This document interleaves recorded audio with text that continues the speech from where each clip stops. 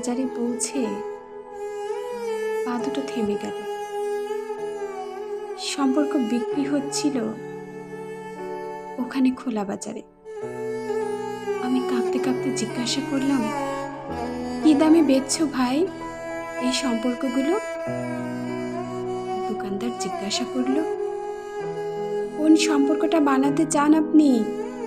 ছেলের না বাবার, বোনের না ভাইয়ের? বলুন আপনি কোনটা চান? মানবতার না ভালোবাসার, মায়ের না বিশ্বাসের? বাবুজি কিছু তো বলুন, কোনটা নিতে চান? চুপচাপ দাঁড়িয়ে কেন? ঠিক ভেবে বলুন।